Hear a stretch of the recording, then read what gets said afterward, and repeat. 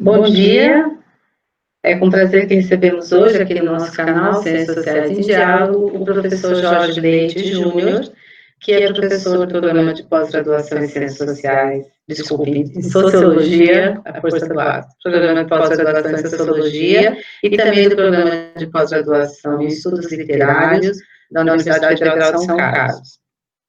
Agradeço imensamente a disponibilidade do Jorge em participar conosco aqui no canal hoje e já encaminho a palavra para você, Jorge. Obrigada. Tá, bom dia, obrigado.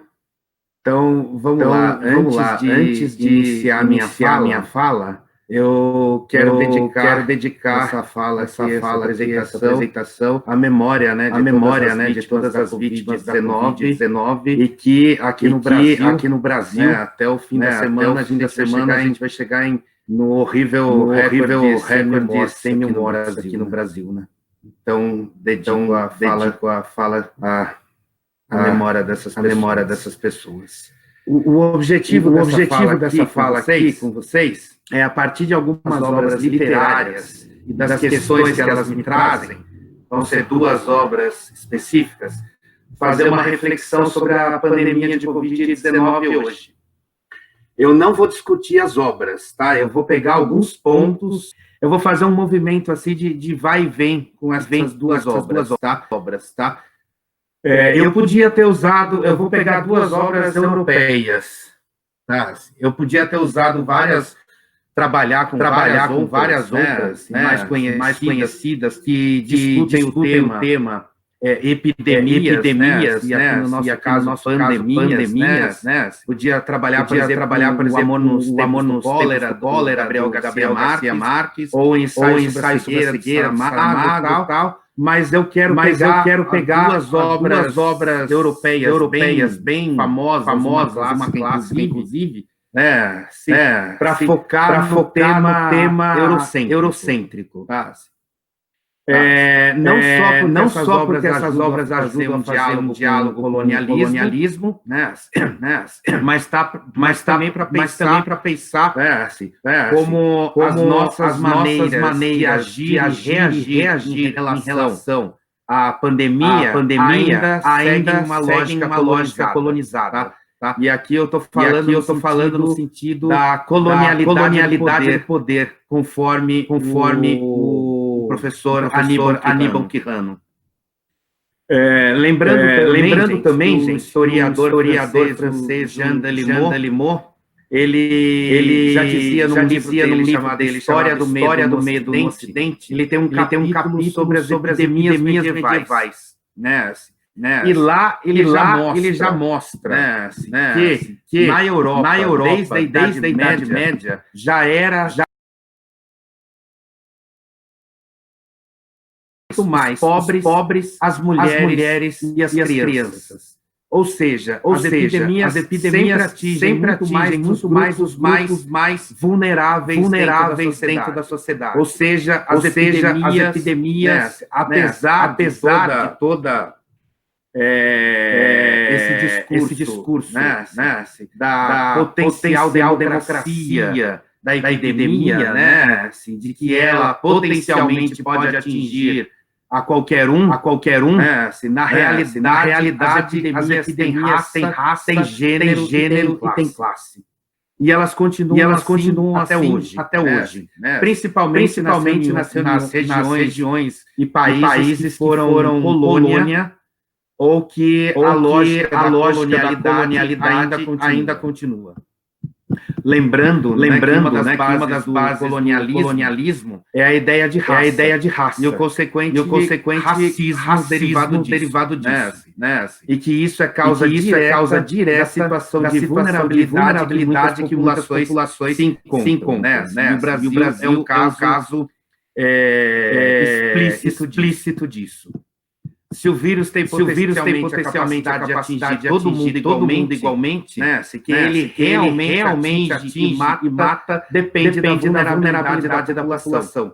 Né? Se vulnerabilidade tanto no Brasil quanto mundialmente é extremamente mal distribuída.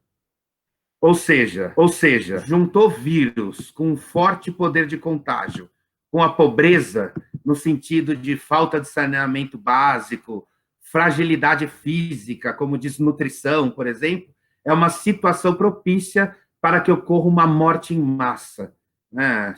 Um verdadeiro, sim, né? O Brasil vai chegar em 100 mil mortos, né? Assim, é perfeitamente cabível falar, sim, em genocídio.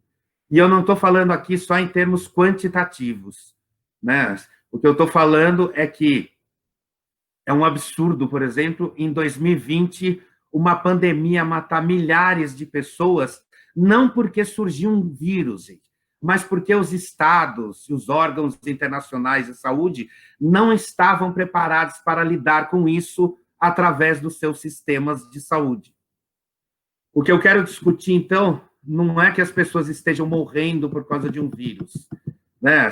Mas que as pessoas estejam morrendo porque não existem condições de saúde, seja pública, seja as condições básicas de saneamento, né? Seja o Ministério da Saúde ou as condições de saneamento para tratá-las e para evitar essas mortes.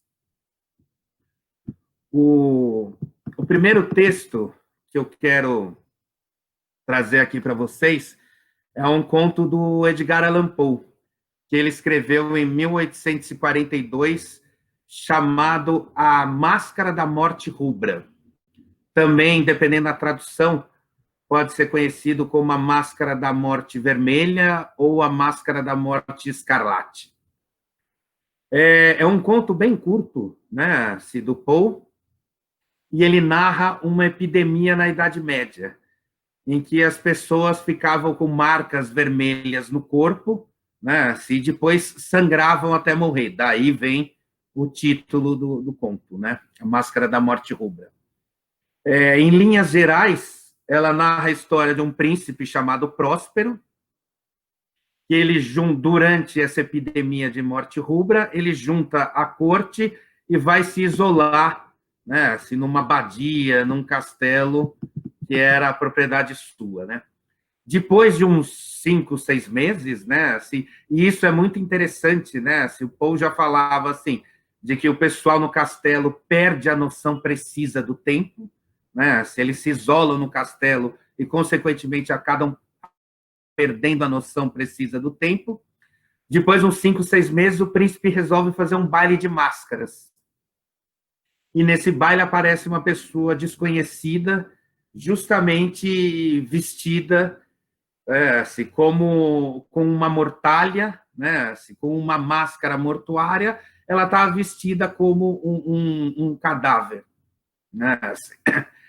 E nisso o príncipe, no meio do baile, né, assim, se sente extremamente ofendido, vai atrás dessa pessoa para um duelo, né, se ele passa por 7 salas, tá, se cada sala com uma cor, e na última sala, que é uma sala totalmente escura, totalmente negra, o príncipe, ao se deparar com aquela figura, agora é spoiler, tá, gente?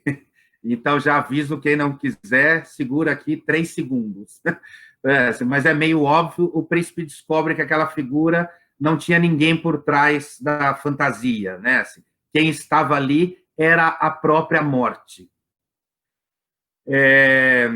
O que dá para uma das interpretações que a gente pode fazer, né, sobre esse conto é novamente a ideia de que a doença não poupa ninguém, tá? Mas um ponto extremamente importante do conto do Edgar Allan Poe, né? A ideia de que a doença atinge, inclusive, os poderosos que se acham protegidos. Isso é extremamente importante hoje em dia, né? Pensar das pessoas, né, em posições de poder, seja poder econômico ou político, né, que acreditam que não serão atingidos pela pandemia atual, né? E o conto do Poe deixa bem claro, né? Sim, ela pode chegar até essas pessoas, né? A questão é, né, quem é que vai morrer em muito mais quantidade, né, e com um sofrimento, né, um processo de desgaste muito maior, né, ainda continuam sendo as classes mais vulneráveis, né? Enquanto acontece essa situação de que a corte, né, no conto do Edgar Allan Poe, de que a corte está sendo atingida, né, se o conto deixa pressuposto de que também milhares de pessoas estão morrendo do lado de fora do castelo. Esse conto foi inspirado na chamada peste negra, né, ou peste bubônica do século XIV, que matou de 75, mais ou menos, né, de 75 a 200 milhões de pessoas, contando a Europa e a Ásia. Agora, um ponto que eu acho que é importante a gente refletir aqui é sobre o termo peste, né? Atualmente, o termo não é mais usado, e isso, que bom, né? Assim, mostra um avanço civilizatório. O termo peste, gente, ele vem da lógica religiosa, né? Ele evoca a ideia de um castigo divino, de uma punição, né? E, principalmente, ele tem um caráter de algo inevitável, né? De algo impossível, não só de evitar, como que se inicie, como principalmente depois de deter, justamente porque ele vem de Deus, ele vem de uma força superior, sobrenatural. A ciência, então, não usa mais esse termo hoje em dia, né? Assim, sim, os termos endemia, epidemia ou pandemia, né? Assim, justamente para se deslocar se descolar desse caráter místico e punitivo que está envolvido no termo peste. Repito, então, o termo peste ele tem uma origem na religião, né? E ele carrega fortemente na noção de um castigo moral, né? A ideia de peste, ela vem como uma punição por algum desregramento humano face a leis divinas, né?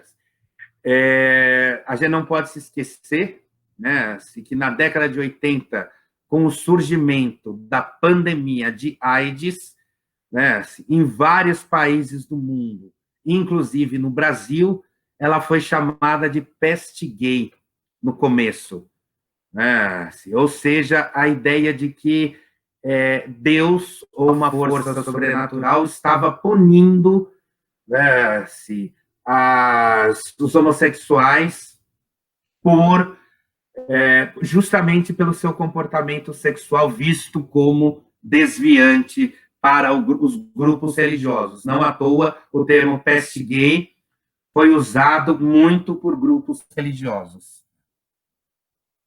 O outro termo também, gente, que eu acho importante a gente tomar bastante cuidado, é o cuidado com o uso do termo tragédia.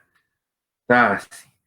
Tem um crítico literário, né, o Terry Eagleton, ele, num livro dele chamado Doce Violência, que ele vai justamente discutir o conceito de tragédia e o seu uso hoje em dia, né, no campo das artes. Ele está falando especificamente, né, das artes, e principalmente na literatura e no teatro. O autor vai mostrar como existem dezenas de definições de tragédia, né, algumas até contraditórias entre si, no campo da arte. Tá? Mas fora do campo da arte, eu particularmente acho bem problemático o uso do termo tragédia. Embora no senso comum o termo seja usado para descrever uma coisa terrível, né, assim, uma situação que causa um grande sofrimento, né, o termo tragédia, como o termo peste, né, assim, ele pressupõe também algo inevitável, algo fora do controle humano, novamente, como a peste, algo impossível de conter e, principalmente, impossível de evitar. Né? Por isso, a gente precisa tomar muito cuidado em dizer que a pandemia é uma tragédia. Ela não é uma tragédia. Né? As emergências sanitárias, né, que o mundo, o Brasil, tem vivido nas últimas décadas, né, elas não são pestes nem tragédias. Por quê? Porque elas poderiam ter sido evitadas. Isso é extremamente importante, né? O sociólogo americano Mike Davis, depois da epidemia da gripe aviária, ele escreveu um livro em 2005, e nesse livro ele fala o seguinte, tem uma frase dele que ele diz o seguinte, né? A concordância científica em relação ao eminente perigo de uma pandemia de gripe aviária é quase tão ampla e abrangente quanto o consenso de que os seres humanos são os grandes responsáveis pelo aquecimento global. Todas as organizações responsáveis pela saúde mundial, inclusive a OMS e os CDC lá nos Estados Unidos, têm alertado que o próximo furacão viral pode ser ainda mais letal do que a pandemia de 1918. O Mike Davis escreve isso em 2005, já dizendo, né, se as grandes instâncias de saúde mundiais já estão alertando, né, para que uma nova pandemia pode ser tão letal quanto a pandemia da chamada gripe, entre as gripe espanhola, né, de 1918. Ou seja, gente, o que está acontecendo hoje em dia é qualquer coisa menos uma tragédia. Ou seja, aquilo que não se esperava e não se poderia evitar. Né? A pandemia atual já era esperada, né? E sim, ela poderia ter sido evitada. Outro problema com o uso, né, da tragédia, né, é que ele despolitiza a discussão. Ele despolitiza no sentido de minorar a responsabilidade. Né? Por isso, eu particularmente prefiro usar termos como desastre, calamidade, catástrofe, né? Assim, embora esses termos também não sejam livres de críticas, né? Mas, repito, o grande problema de se usar o termo tragédia, tá? É justamente porque ele desresponsabiliza, né? Ele passa a responsabilidade, ele tira a responsabilidade política dos humanos, vamos dizer assim, né? Das pessoas responsáveis, ele tira essa responsabilidade e passa para o campo do acaso, né? Do destino, ou de uma força superior sobre-humana. Voltando aqui, então, à chamada peste negra ou bubônica, assim, que foi a inspiração do conto do Edgar Allan Poe. Né? Ela surge, então, né, assim, como eu já disse, no século XIV, né, assim, e por causa dessa doença, né, assim, dessa epidemia, surge na Europa, no campo da arte, principalmente no século XIV, né, principalmente no campo da pintura e da literatura, o tema da chamada dança macabra, ou dança da morte. Vocês já devem ter visto várias vezes, é só dar uma olhada aí na internet, né? No campo da pintura, né? Assim, a dança macabra ou dança da morte era representada por imagens de esqueletos tirando as pessoas para dançar, né? Normalmente eles aparecem ou em roda ou em fila, né, intercalando o humano e um esqueleto. E uma grande fila, né, levando as pessoas para o mundo do além. Né? Uma das características dessas imagens é que são apresentadas todas as classes sociais, né, pessoas de todas as idades, né, de todos os gêneros. A ideia principal, né, era que os esqueletos lembram o futuro de todo mundo e servem para passar a ideia de que perante a morte todos são iguais, porque todos vão morrer. Né? Novamente, gente, né? Lembrando, estamos falando aqui no caso do século XIV, onde, conforme o Delumeau, já era dito, já era claro também, de que se a morte é potencial para todo mundo, não é todo mundo que vai morrer.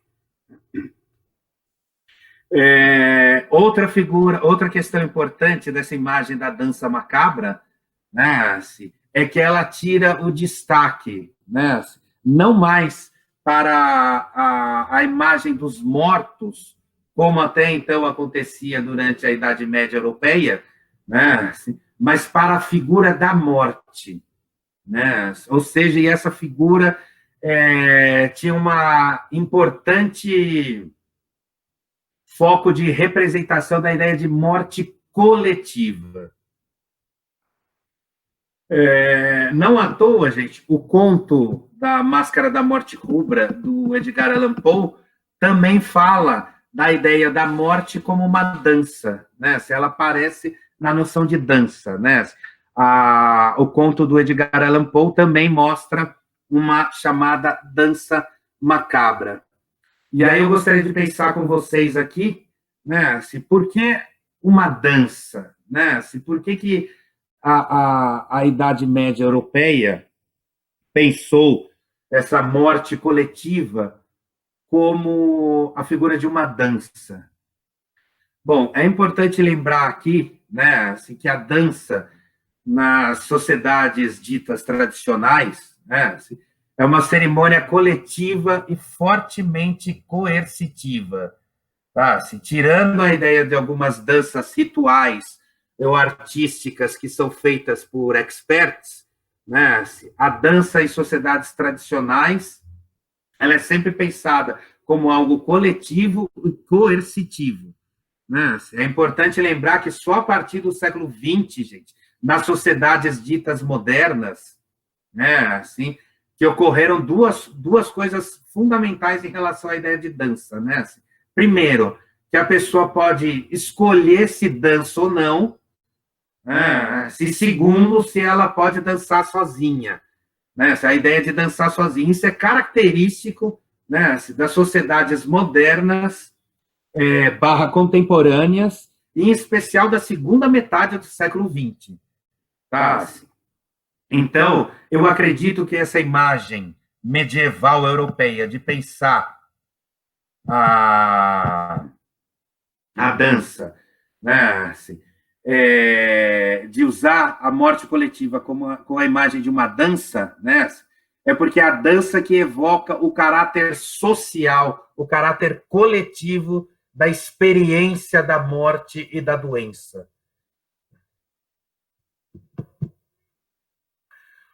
Agora, entrando no outro livro aqui que eu gostaria de falar com vocês, assim, considerado um clássico da literatura, né, é justamente o livro do Decameron, escrito, né, também no século XIV, né, justamente durante o período da Peste Negra, escrito pelo Boccaccio na Itália. O Decameron, né, que a tradução seriam 10 jornadas ou 10 dias, né, ele foi escrito entre 1348 e 1353, e o enredo justamente se passa em Florença, na Itália, durante a Peste Negra. O livro, tá, gente, ele está disponível na internet, e logo no início dele tem uma descrição extremamente realista da doença e das reações sociais durante a peste negra, né? Durante a epidemia da chamada peste negra, né? Mostrando muitos conflitos sociais. Tá? Pela minha conexão aqui caiu. Então, eu vou voltar a falar sobre da parte aqui do Decameron, tá bom? Foi no período, então, da chamada peste negra no século XIV que o Boccaccio escreveu o Decameron, né? Que o título significa 10 jornadas ou 10 dias. Né? O Decameron foi escrito entre 1348 e 1353, justamente durante o período da peste negra, e o enredo se passa em Florença, na Itália. o livro tem uma descrição bem realista, né, do que foi aquela epidemia, né, das reações sociais durante aquele período, né, envolvendo muitos conflitos, em bastante conflitos familiares, muito sofrimento, muita violência gerada pela própria situação da epidemia, tá? Assim, bem nesse início, né? É uma descrição bem realista, gente. Se você o livro está disponível na internet, tá? Assim, é só acessar ele. Se vocês verem lá, são algumas páginas, só umas 3, 4 páginas da descrição do que foi os efeitos da doença, os efeitos tanto físicos quanto sociais. E se você pegar hoje esse texto, né, assim, sem saber que é um texto do século XIV, né, se ele parece, você pode achar perfeitamente que foi retirado de algum jornal atual. Bom, de uma maneira bem geral, né, se o enredo fala sobre 10 jovens, são 7 mulheres e 3 homens que fogem da cidade de Florença e vão para uma casa na montanha, né? Isso é extremamente importante. A ideia de que são pessoas jovens, tá? Que estão se isolando, vão fazer um isolamento social, né? Elas são sempre lideradas, sempre quem toma a frente, né? Dessa ideia de fazer o isolamento, né? E de todo o processo durante o isolamento.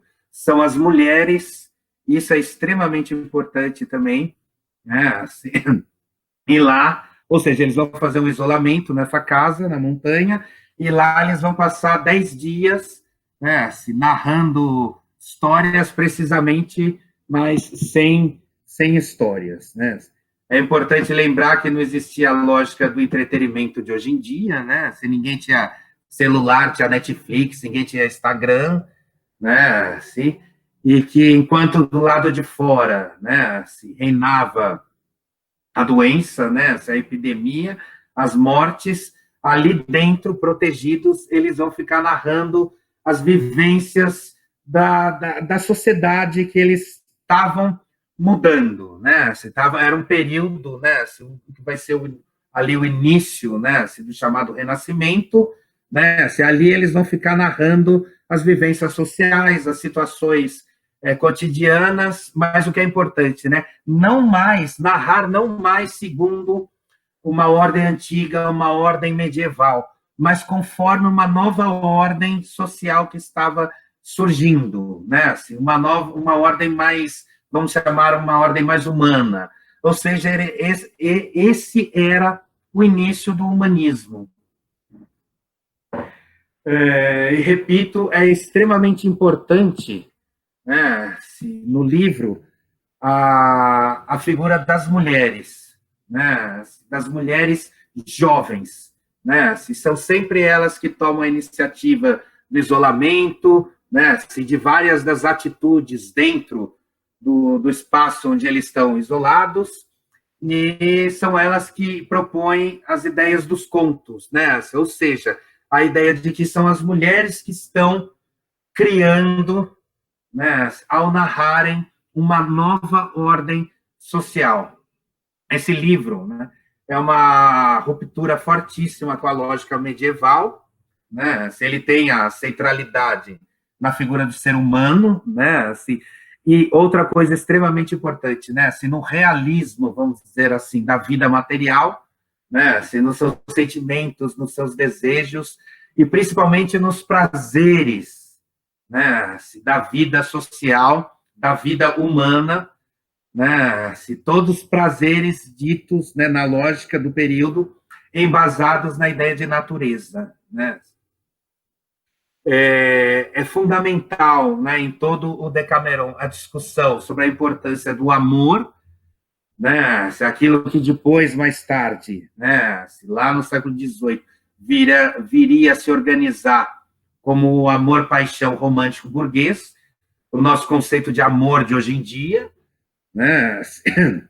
Mas ele está sendo reelaborado ali, né? Assim, através da herança de várias noções do amor medieval, como a noção de amor cortês, por exemplo, né? Assim, mas a importância do amor não só afetivo, mas principalmente a ideia de amor físico, e amor físico como prazer, né?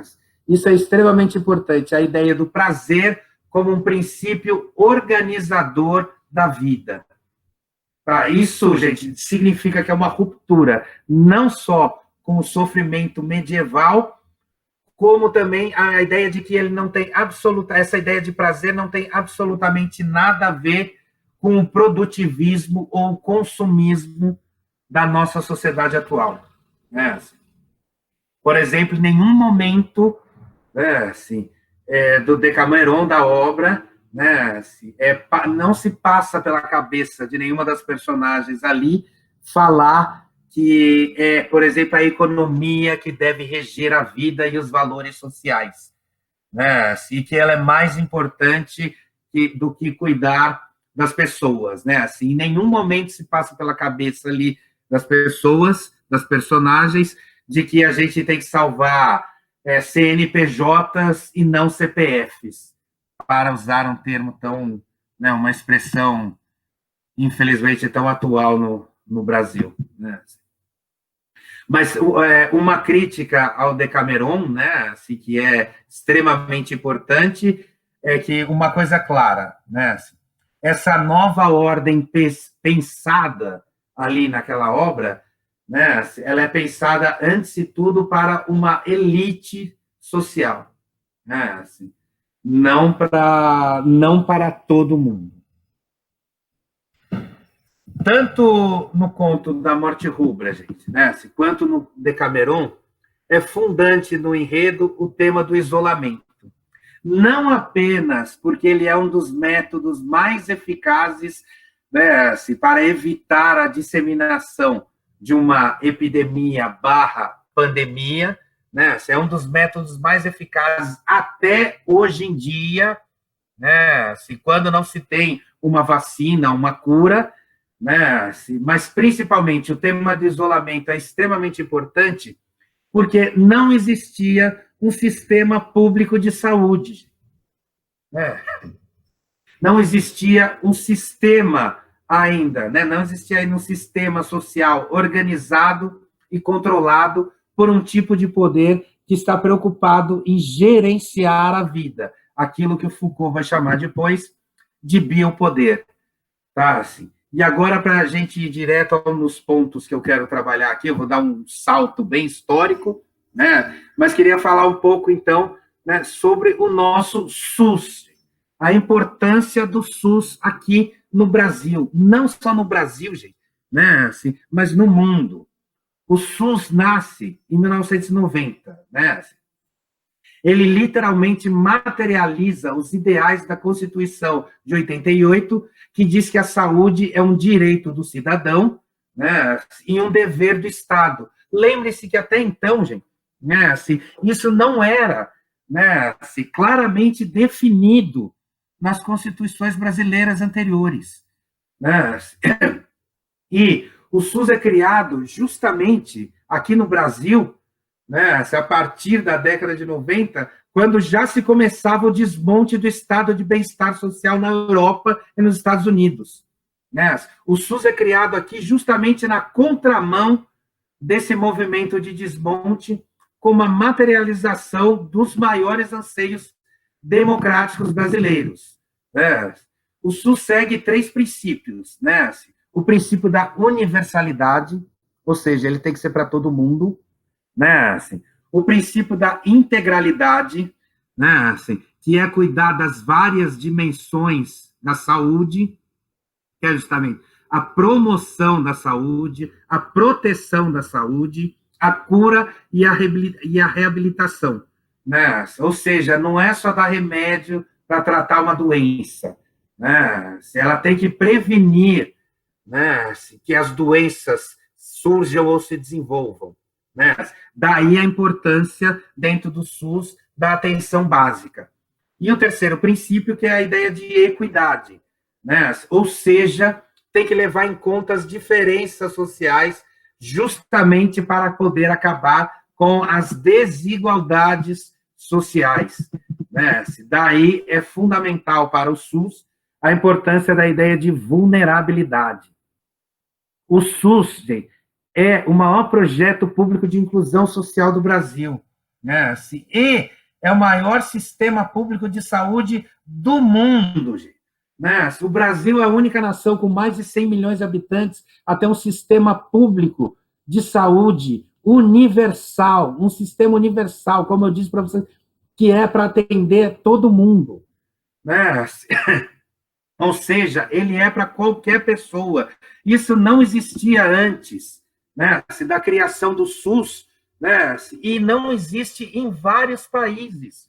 E é inacreditável como o SUS é, independente da nossa situação atual da pandemia, né, quanto dentro da lógica neoliberal de desmonte do Estado, desmonte dos direitos sociais, né?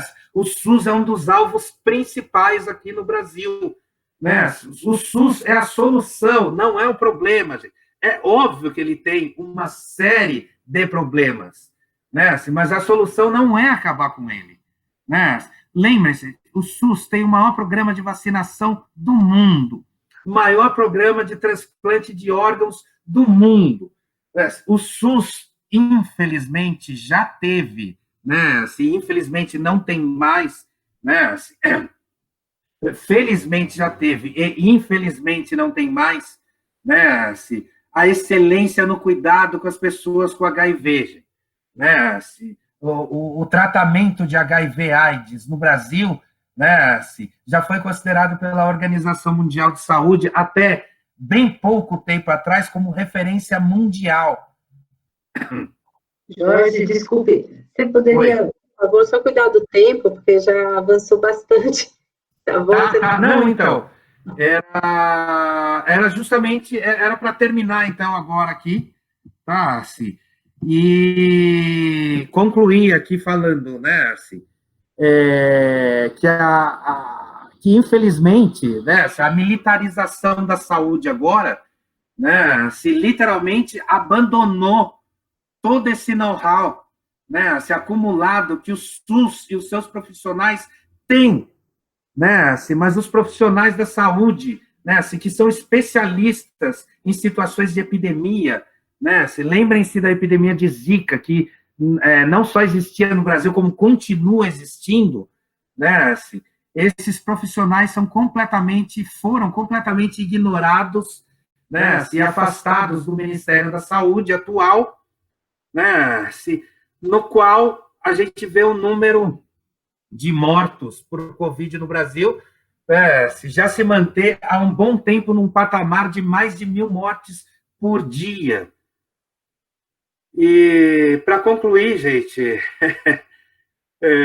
eu gostaria só de falar que a literatura, né, o campo da arte, né, traz reflexões extremamente importantes para se pensar, né, a situação social brasileira, e mundial sobre a pandemia, lembrando, né, que eu não tratei aqui, mas como no livro do Camus, A Peste, né, o quanto os períodos de epidemias são extremamente propícios para a lógica, né, para o afloramento da lógica do fascismo. Mas isso a gente pode deixar para uma outra conversa. Obrigado e desculpa ter estourado um pouquinho o tempo aqui. Ok, Jorge, nós agradecemos, sempre incisivo, informado, né? Jorge sempre muito rigoroso com o uso dos termos, né? Buscando sempre uma perspectiva genealógica, né? Dos termos, os contextos históricos em que eles são forjados, né? Isso é algo muito rico na sua reflexão, quando você fala da peste, da tragédia, o uso desses termos, né, tem que ser muito cuidadosos, né, esses usos. Então, eu queria frisar isso, e temos aqui algumas questões do Rafael. O professor Rafael nos pergunta a dança da morte apresentada em forma de atividade coletiva, considerando uma interpretação artística no momento de peste negra, não poderia ser interpretada como representação ou esperança de mudança de nova ordem social através de uma força externa à sociedade, tal como se tem feito? A professora Karina pergunta o seguinte: apesar dos problemas, a resposta do SUS está sendo reconhecida como positiva no enfrentamento da pandemia. Nesse caso, a crise atual não traria um reforço ao SUS? E a professora Renata sugere, né, que se veja o Diário do Ano da Peste, de Daniel Defoe. Eu queria, Jorge, te pedir, engatando um pouco na questão do professor Rafael, se possível, que você só desse uma pontinha, uma palavrinha sobre essa relação literatura e sociedade, né, que, não, claro, na sua reflexão não está sendo pensada como reflexo, né, mas como uma ideia de uma mutualidade, no engendramento, né, da arte, não só da literatura, né, nos contextos sociais. Quer dizer, você está trabalhando uma perspectiva mais próxima da ideia de homologia, me parece, não pensando como reflexo, né, a arte, a literatura. Isso é algo que, se desse para você comentar, ao falar sobre a dança da morte, né, como o professor Rafael pede, e, se possível também, se você falasse um pouquinho sobre explorar mais essa relação da lógica da colonialidade, que tem a noção de raça, né, como ideia central, e as maneiras de reagir à pandemia, que você falou isso no início, que não desenvolveu muito, eu fiquei curiosa de você escolheu essas duas obras por conta deste ponto de partida, né? Então, se for possível você falar rapidamente sobre isso, eu agradeço. Obrigada, Jorge, com a palavra. Obrigado. Ok, vamos lá. Agradeço, tá, aos comentários e as perguntas aqui. A ideia aqui o professor Rafael, né, sobre a ideia de dança da morte como mudança, né, assim, sim, perfeito, né, assim, também acho que a dança da morte poderia ser vista, também, inclusive era vista também, conforme alguns autores, né, assim, como também a noção de uma mudança social, né, assim, porque tradicionalmente, né, eram vistas, né, assim, mas isso depois por outros autores, a ideia das sociedades tradicionais como algo mais estático, né, assim, mais que tenderiam a rejeitar a noção de mudança, né, assim, isso é bem criticado hoje, né, mas a ideia de que justamente o movimento da dança, né, se também representaria um movimento de mudança social, né, assim, existe outra também, não à toa, né, assim, outra representação bem forte de dança que vai começar na Idade Média Europeia, né, assim, que na verdade vai começar a partir do século XV, né, assim, um pouco depois, que é justamente a dança das bruxas nos sabás, né, assim, onde elas eram vistas justamente como forças perigosas, justamente por serem, né, assim, uma força feminina, uma organização de mulheres, né, assim, que estariam fazendo, vamos dizer assim, uma releitura, né, assim, das tradições medievais, né, assim, e criando todo um conhecimento, né, assim, que entraria em choque com a nova ordem burguesa. Tá? Mas a ideia de que sim, de que tanto a dança da morte quanto logo depois, né, assim, a dança das bruxas, né, assim, poderia ser pensada justamente como um movimento de mudança social. Sobre o SUS, né, a ideia de como ele está, sim, a resposta do SUS, aí que está, é inacreditável, né, assim, a resposta do SUS, hoje em dia, sim, ela está sendo, né, acredito, tá, assim, que eu posso comentar sobre isso, né, acho que ela está sendo boa, né, assim, muito boa, inclusive, né, assim, mas apesar da militarização do Ministério da Saúde, né, assim, e não por conta disso, né, eu acredito piamente, né, que se os profissionais, né, que já trabalham com isso literalmente há décadas tivessem à frente, né, agora no lidar com a pandemia aqui no Brasil, eu acho que o Brasil estaria numa situação, sim, muito, muito melhor.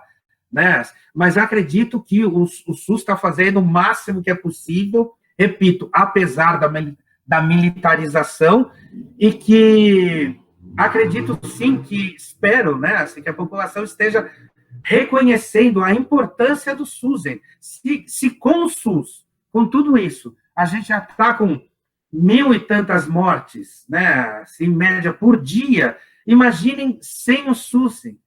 Né? Eu acredito, sim, que o que está acontecendo hoje no Brasil, espero, tá? Assim, eu mais espero do que talvez acredite, né? Assim, que isso vai ajudar a população a reconhecer, né, a importância, né, do SUS, não só no momento desses, né, mas para a própria saúde pública no Brasil, gente. Né, se lembrando, né, que a maneira mais importante, né, e mais efetiva, né, de que a gente tem para salvar, vamos dizer, o SUS, né, é cobrando a sua qualidade, né, assim, não reforçando que ele é um grande problema, que ele é um lixo, e de que a gente precisa mais da saúde privada, né. E a professora Renata falou, né, sobre o livro do Diário do Ano da Peste também, né, do Defoe, importantíssimo.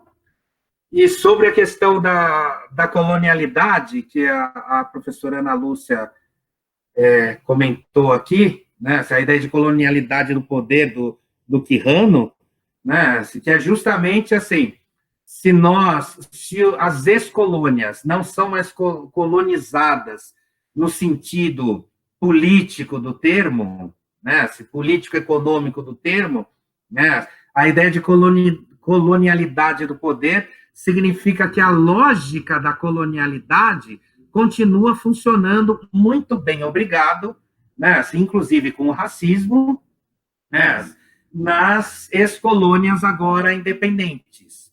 Né, assim, e uma das lógicas disso, né, assim, é justamente a ideia do poder de uma autoridade, vamos dizer assim, central, uma autoridade forte.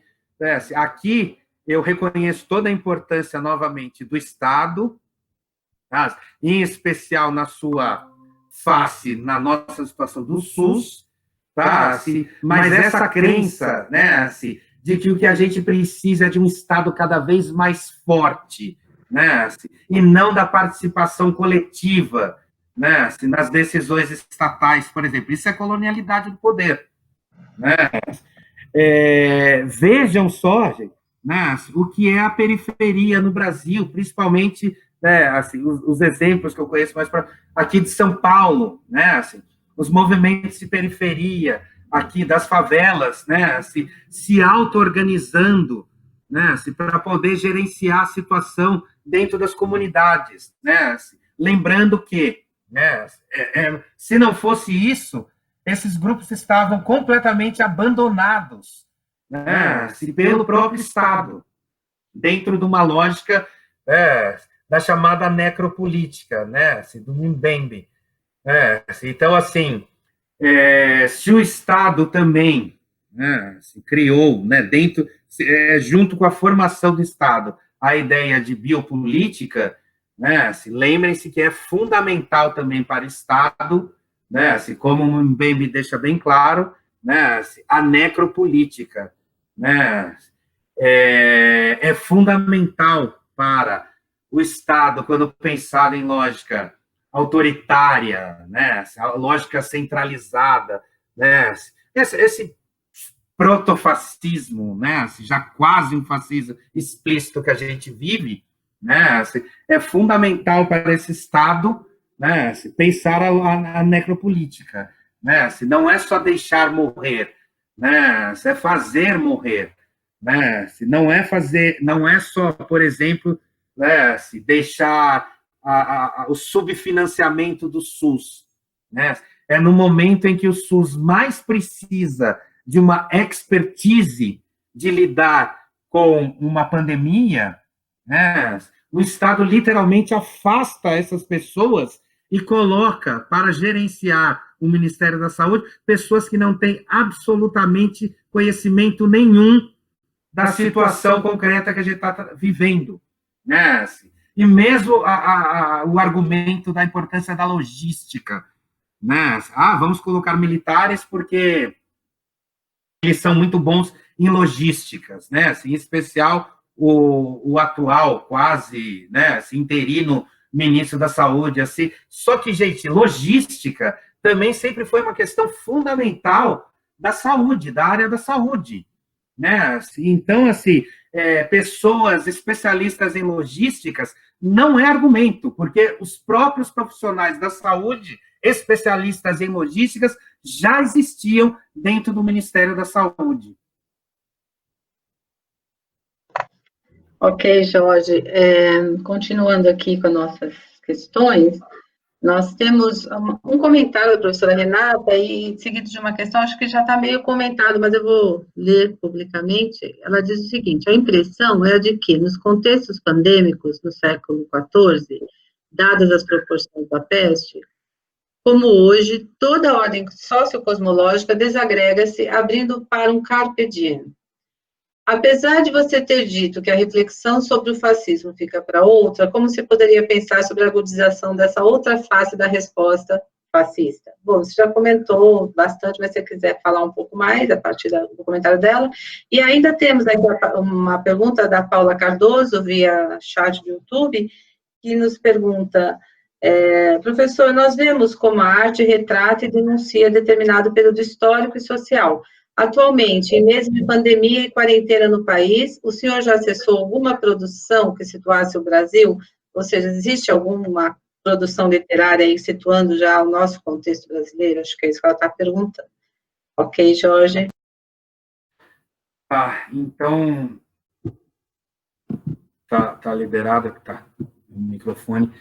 Ok, obrigado.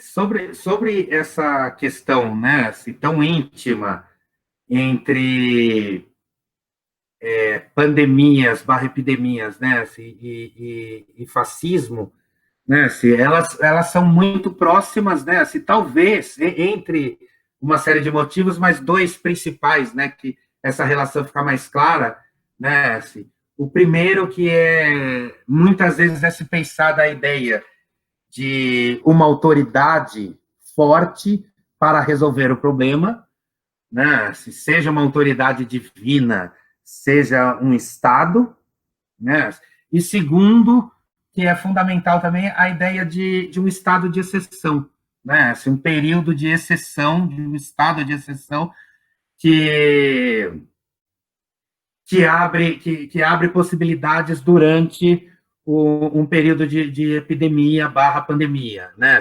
A gente está vendo isso na Hungria e em vários outros países, né, assim, da Europa, em que a epidemia abriu, né, assim, espaço para alguns grupos políticos, ou alguns políticos em especial, né, que com tendências, né, assim, e base teórica, vamos dizer assim, teórico-política, com ideias fascistas, né, assim, de se aproveitarem desse momento, né. Nesse sentido, eu gostaria de lembrar que a obra do Camus, né, assim, o livro dele da peste, né, ali ele tinha como referência, né, assim, justamente o nazifascismo, né, assim, ele escreve o livro logo após o final da Segunda Guerra, ele viveu, né, assim, o período nazifascista na Europa, ali na França, e um pouco depois do livro da peste, o Camus escreve a peça de teatro chamada O Estado de Sítio, né, assim, ali ele deixa bem claro, né, assim, a peste como fascismo. O Camus não está fazendo naturalização, uma biologização do social, tá? Assim, ao comparar o fascismo e a peste, né? Como era a tendência, lembre-se, né? Do século XIX, né? O Camus está sendo extremamente, talvez eu esteja um pouco exagerando aqui, mas pode-se dizer que ele está sendo extremamente durkheimiano, né? Assim, ele faz uma analogia, né? Assim, como queria o Durkheim, né? Assim, e ele está mostrando, né? Assim, como o fascismo funciona como uma peste, não como a peste é um fascismo, né? Assim, mas como o fascismo funciona como uma peste, né? Assim, ele cria um estado de exceção, né? Assim, em que, e isso é uma das coisas mais importantes, acho, do livro do Camus, em que o que tem de pior no ser humano, né? Assim, pior nas relações sociais é extremado, né? Assim, não só colocado, né? Assim, livre, como é levado aos seus extremos. Eu gostaria só, então, rapidinho, citar só o último parágrafo do livro do Camus da Peste, né? Onde aqui a gente pode, se trocar a palavra peste por fascismo, né? Se você pode pensar exatamente no que está acontecendo agora, por exemplo, no Brasil. O Camus vai terminar o livro dizendo, né? Na verdade, então terminou a peste na cidade lá, e o Camus vai dizer, né? Assim, na verdade, ao ouvir os gritos de alegria que vinham da cidade, Rie, que era o médico, lembrava-se de que esta alegria estava sempre ameaçada, porque ele sabia o que essa multidão eufórica ignorava e que se pode ler nos livros. O bacilo da peste não morre nem desaparece nunca. Pode ficar dezenas de anos adormecido nos móveis e na roupa. Espera pacientemente nos quartos, nos porões, nos baús, nos lenços e na papelada. E sabia também que viria talvez o dia em que, para a desgraça e ensinamento dos homens, a peste acordaria os seus ratos e os mandaria morrer numa cidade feliz. É só trocar o termo peste por fascismo, gente, né? Assim, que a gente vê claramente o que está acontecendo no Brasil, né? Olha só essa frase aqui, né? Porque ele sabia o que essa multidão eufórica ignorava e se pode ler nos livros. O fascismo não morre nem desaparece nunca. Pode ficar dezenas de anos adormecido. E quando a gente menos espera, né, o fascismo acordaria os seus ratos e os mandaria morrer numa cidade feliz. E sobre a questão e dos artistas hoje, né, eu tenho visto, sim, depois, se vocês quiserem, eu posso até, principalmente trabalhos pela internet, óbvio, né, algumas obras no campo das artes plásticas, né, assim, e da pintura, e principalmente eu vi um pouco, algumas coisas também no campo do teatro, como monólogos, mas, desculpa, só mais do que falar das obras em si, eu só queria aproveitar aqui um minuto para falar, assim, de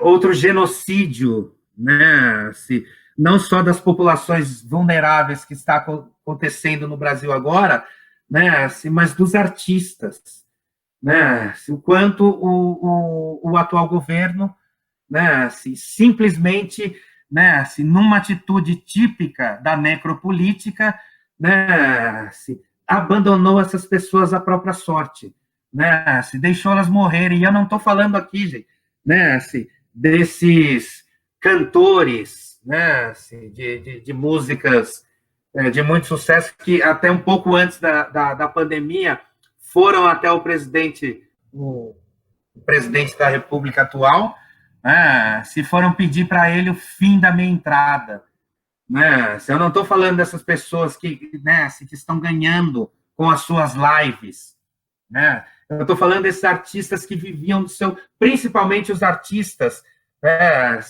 das artes cênicas, que viviam principalmente do encontro com o público, né? Teatro, circo, etc., artistas de rua, que agora estão completamente abandonados, tendo quase que se viver da ajuda, né? De outros grupos, de outras instâncias. Então, eles são um exemplo claro do que é a necropolítica funcionando no Brasil.